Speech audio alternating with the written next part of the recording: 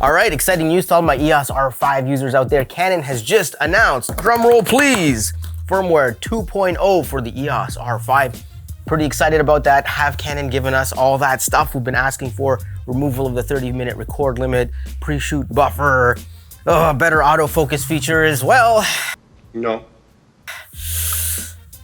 Sadly to say, no, they haven't. So let's get the spectacles on and we'll go through what's in this firmware update. And by the way, if you want to download this firmware update, I'll put links down below in the description directly to the firmware. Also, if you don't know how to update the firmware on your camera, check out that video right there. It's a nice fast tutorial on how to update your R5.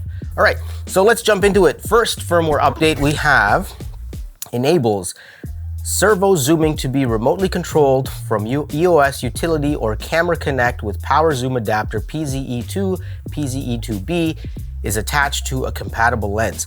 So that's for Canon's new power zoom lenses. The new, I think it's the 24-105 f2.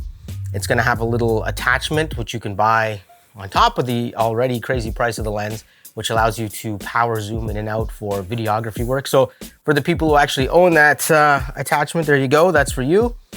Second, enables up to 2 terabytes to be used on CF Express cards larger than 2 terabytes. Like, okay, why is there a 2 terabyte limit? I guess if there are cards out there that can go up to 4 terabytes or more, why isn't the firmware on the R5 able to do that too? I mean, anyway, doesn't make sense to me. I don't know what the limitations are in terms of firmware and RAM and processing and all that stuff. So at least you can go up to 2 terabytes. I guess that's a good thing. Okay, number 3, fixes an issue that may cause the camera in rare instances to experience a delay restart after the camera has gone into auto power off. Okay, so it's a minor bug fix.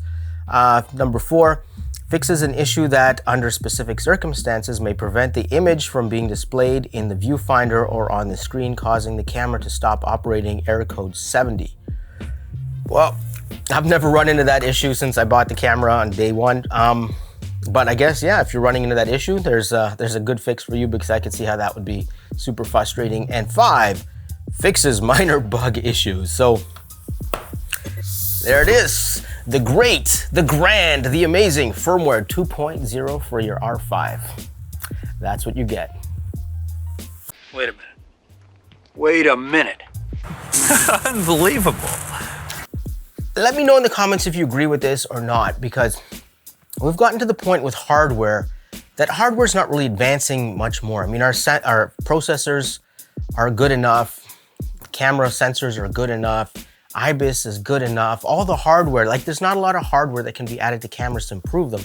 So what do you think about camera companies releasing a camera with all the latest and greatest hardware, and then instead of coming out with new models every 4 years, they come out with a new model every 10 years, but in the meantime, they have major firmware updates that you pay for. So rather than paying $4,000 or $5,000 for a new camera, you pay $200-300 for a firmware update, which gives you the latest features.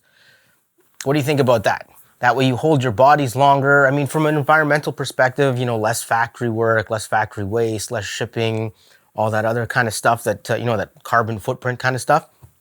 But I mean, as a user, you buy a camera and then all you have to do is like toss in $300 every couple years and you can get the latest firmware updates and whatever features are added with new, you know, programming technology or something. And then you don't have to go out and buy new cameras all the time. Your camera will last you 10 years. So I don't know, let me know in the comments down below, what do you think about that idea? Good, bad, or do you just love buying a new camera and that new camera smell? All right, thanks for watching. Subscribe to the channel if you're into photography and videography stuff. That's what we cover on this channel. We do photography, videography tutorials and gear reviews and that kind of stuff. So yeah, I will see you guys in another video.